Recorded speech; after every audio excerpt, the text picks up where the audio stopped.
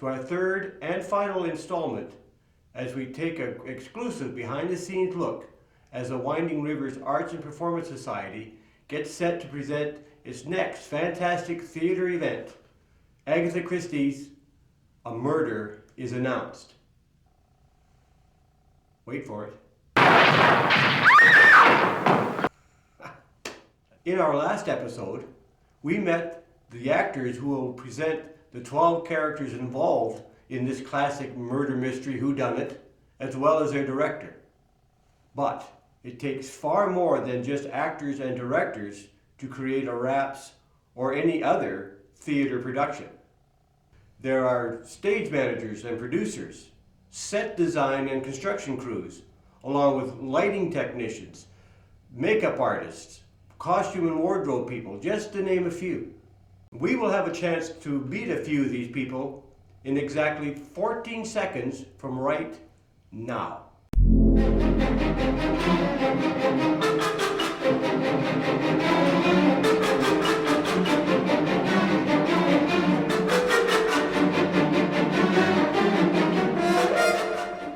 A wise man once said that if it wasn't for the people behind the scenes, there wouldn't even be any scenes for the other people to be in front of. Well, I just made that up, and I don't claim to be a wise man. Still, I believe the principles does hold true.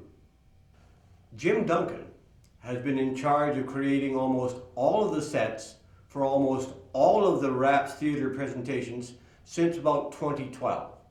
And he brings his skills and experience into creating the set for Rap's newest theatrical production, A Murder is Announced. Well, I started getting involved with Raps theater probably 2008 when the Opera House closed, and we decided to take over from them doing music and theater, so I've been involved with theater ever since 2008. Well, I've been involved since 2008 with theater, building sets, setting up lights, all that kind of things with help from a lot of good people. It's not something you can do yourself. My background for sets, I guess, is just many years of remodeling houses and doing stuff like that. And I find it a challenge. Some of them have been a really good challenge, but there again, I have people that I can call on and say, this is what I need, and they'll get it done for me. Well, the big challenge, the nicest one was My Fair Lady, who was trying to get everything done and make it all move. Because everything had to go off stage multiple times and back on stage. And Bruce Walker and I, at one point, we built a set of stairs in his shop. Did a really good job, had them all made. I went home for supper, and he couldn't get them out the door. We hadn't measured the door, so he had to cut it in half and put it back together again. So one of our little mix-ups. Well, Shrek was nice. I like doing the ones that everything moves. Shrek, a lot of stuff had to move. Anna Green Gables. We found a buggy. We had to take the buggy apart to get it into the hall to start with, and then get it on and off the stage in a very limited space. So that was a nice challenge. We had to build a set of desks. Well, Bruce built those that had to slide on and off the stage. So yeah, they're a challenge, but between Daniel and Bruce and myself, we can figure out the challenges and then get other people to help us put it together. As far as sets going, probably My Fair Lady was the one that, when I look back, it was a big challenge and it turned out really good. And that's probably my favorite set that I made. The next one would probably be Shrek. Well, Anna Green Gables too. Any of the ones where things are moving and you got to figure them out. It's a nice challenge. And materials for the sets, we buy as much as we can from Early Bird. Well, now Home Hardware, but it was Early Bird and changed over the years. For Anna Green Gables, we went to the antique stores in Clinton, and they kindly lent us like the buggy and other old stuff that we needed. So wherever I can scrounge it, I find it, but most of it we purchased locally. Now, with Murder is Announced, this next set, it's going to be a pretty basic living room. Nothing's going to change in it, so it's going to be an easier set. So we'll just pretty it up a bit. Have to find a few old antiques probably somewhere. So, but no, this will be a pretty easy set to do. Nobody on our sets is paid. It's all volunteer, you know, and it's really good theater. You know, I think some of our stuff is just as good as they do in Kamloops. I like doing the sets. It's satisfying, and I like working with the people. I like to see it happen in the community. I've probably got one or two maybe left in me before I retire, but until then, it's satisfying. It's nice to see a set. It's nice to have the people enjoy the sets, and the actors and actresses are spending hours and hours. So it's just nice to give them a place to perform.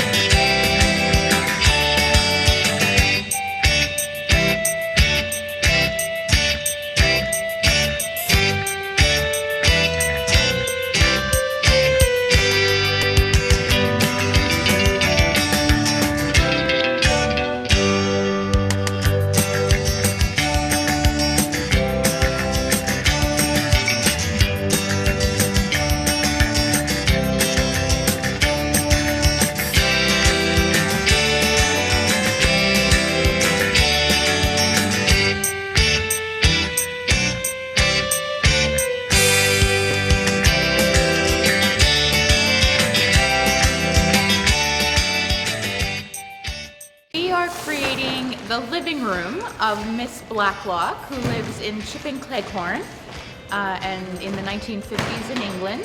So that's what's happening. Is the walls are going up for that, and then we will have some doors and some windows as well, and then the furniture gets moved in. What era are we looking at? 1952.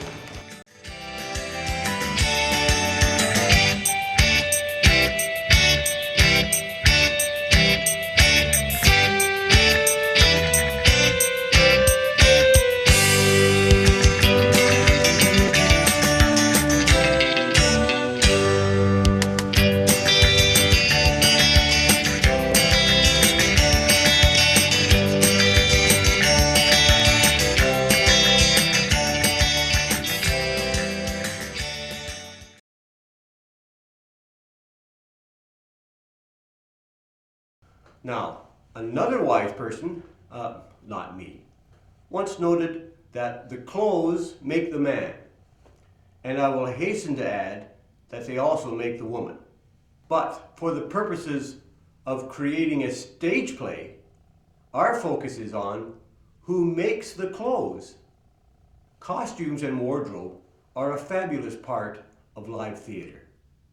They help tell the story. They help the actors get into character. And they also tell the audience immediately something about what's going on. We met Margaret Moriera in our last episode when she was explaining to us how she found herself playing the role of Mitzi in A Murder is Announced, and especially how she has had no other prior acting experience since high school. But Margaret is no stranger to RAP's theater events. Since around 2015, she has been the principal costume and wardrobe designer, and it is no secret that these plays would not have been near as successful without her. This particular play, I've got two roles. I am seamstress, and I am also a character in the play. I've been working with RAPs for the last, I think maybe 5 years. Started off with 1 or 2 costumes, and about 3 years later, I was doing all the wardrobes. I've done 5 plays for sure.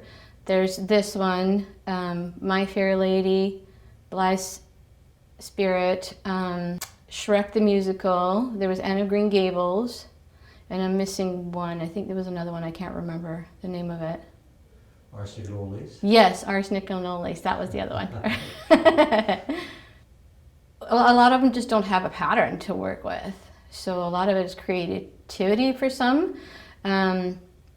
It's basically designing on a piece of paper or actually on the material, and then cutting it out with a lot of girth so you can cut a little bit more if you have to. My Fair Lady had a lot of the older costumes, and because it was a ballroom scene, required a lot of tuck and tailor for the more fancy dress ball. So you needed hats, you needed gowns, and time restraints, how to get an actress or actor out of his costume or into her costume with only limited time to change into another costume. Are there any particular plays or production that you're most proud of as far as the final outcome goes? My Fair Lady and Shrek the Musical. There was one costume there in particular that was quite the challenge. That was Dragon.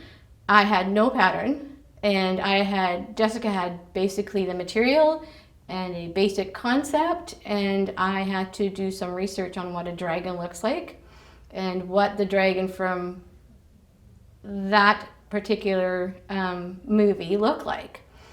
So I basically had a lot of curtain material and I laid it on the ground and started drawing with chalk. I do it because I love to do it. It's rewarding to see it on stage and to know the behind the scenes of what caused it to look the way it does. The challenges, only those who are around me know the challenges of the costumes. The audience has no idea. Now, having a magnificent set and marvelous actors in beautiful costumes would mean nothing if the audience couldn't see them. Lighting, of course, not only allows the audience to see the performance unfold, but it is critical for establishing the mood, the tone, the color, the depth of the scene, and the relations between the actors and the space around them. For a murder is announced, the man, or really the kid, who is responsible for the lighting is young Leith McLean. They get me to basically run the lights. So they set up the lights, and then I go on a computer and make the lights do what they want for the performance. Where did you learn to do this? Well, I sat in with the previous person who used to do this while he did one of the performances, and then the next play they just got me to do it. So it wasn't much of a learning process. It was, I kind of just learned from watching mostly. When something's not working, it's hard to know what's wrong, and in that way it's definitely a challenge, but I'd say for the most part it's time consuming but not a challenge. Any particular plays that you've done that are memorable for lighting challenges or rewards? Shrek the musical. Why? Because it was a musical, so I also ran all the sounds. I ran the light and sound, and there were lots of different colors. It was very interesting as far as lighting goes. So it was definitely much more busy than the usual play. I get a computer that has a program on it that has all of the lights basically connected to it. And so what I do is I learn where all those lights are pointing, and I assign them each values and stuff, and I guess I just turn them on and off at different levels, basically. Change the colors if I need to. And then I just save that little thing with that light, as I want it to be, and then I assign it to a button to use in the performance, basically. I'd say the director is the person I would work most with. I don't work too much with anyone, but yeah, I have to run through all of what they want with the director. I have to talk to the director about exactly what they want the lights to look like in the screen, because of course they're the director. Now, do you have any aspirations to pursue something like this as a career? Not really something like this. What are your career goals? I would like to maybe go into computer programming or like interactive media development, which is stuff on the computer, but it's very different than this. Hey, anything else you want to tell your thousands of fans when they see this? No. Okay. Arguably, one of the most important roles in any theater production is that of the stage manager. Stage managers typically provide practical and organizational support to the director, producers, actors, designers, stage crew, and the technicians during the entire production process. They are also the director's representative during the actual play performance, making sure everything runs as smoothly as possible. For A Murder is Announced, as well as for almost all other past Raps theater productions, the role of stage manager has been masterfully handled by Jessica Clement. My name is Jessica Clement. For this current play, I am the stage manager and the producer. I'll also be responsible for kind of overseeing props and costumes. I have been with Raps in theater for 12 years, probably since I moved here. I did take off 2 plays when I had my daughter, because being away from a newborn was not realistic. But otherwise, I have not missed a single play, acting as stage manager for the most part, but also co-producing or producing as well. The stage manager is responsible for the actual full production once dress rehearsal is over. So the director hands over the reins, and I'm responsible for making sure that everyone is where they need to be, where everything is where it needs to be, that we start on time, running the entire show basically once we're into production. During rehearsals, my job is to make sure that I'm writing down notes as to where everybody's supposed to be, so that we have that reference. So my script is always totally written up with notes and pictures and drawings of the set. It is challenging when those bigger scenes where you've got 15, 20, sometimes 20, more than 20 people on stage, and you're trying to remember which markings you've made as which people and where they're supposed to go and where they end up and where they start and which props are needed at the same time, and it's a mess sometimes on the paper, but it all works out in the end, yeah. And props, has there been times? I don't think there's been times where props weren't supposed to be where they were supposed to be. I'm pretty strict about making sure that the cast knows, because the props are important and they need to be where they need to be, and I'm usually there half hour, 45 minutes, even an hour before the play actually starts every night, making sure that all of the props are where they're supposed to be and everything is where it's supposed to be and all the backstage lights are turned on and all the costumes are where they're supposed to be, so that we have a smooth show. I love it. I've actually been, the first time I was assistant stage manager, I was 13 years old. So that was more than 20 years ago. I helped my dad out for Pirates of Penzance. And ever since then, it's just kind of been a passion of mine. I love it. Great to have those experienced actors, because they're the ones that can pull the show together and make sure that nothing happens and can support those actors that are new.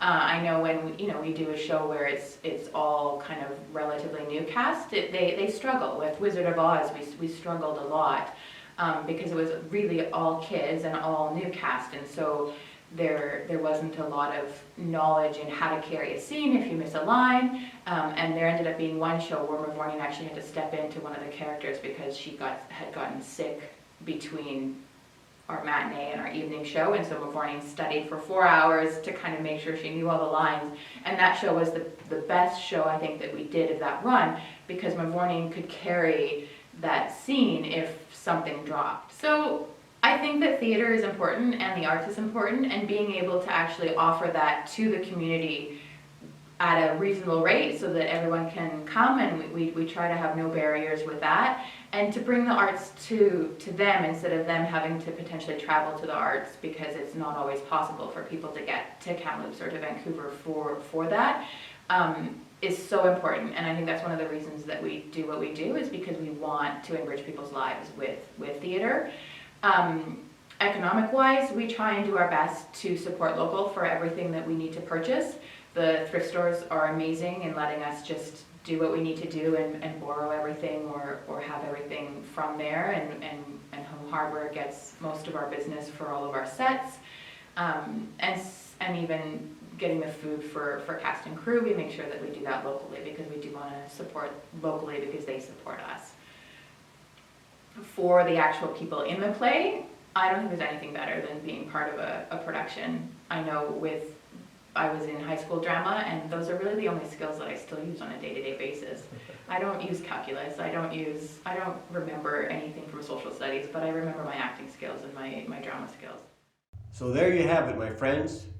This concludes our exclusive behind-the-scenes look at how the Winding Rivers Arts and Performance Society is bringing their latest theatrical production, A Murder is Announced, to the local community stage. We also took a look back at past RAPS theater productions and met the many volunteers, all of whom live in our local communities, who have jointly combined to make these RAPS amateur theater productions so astoundingly successful.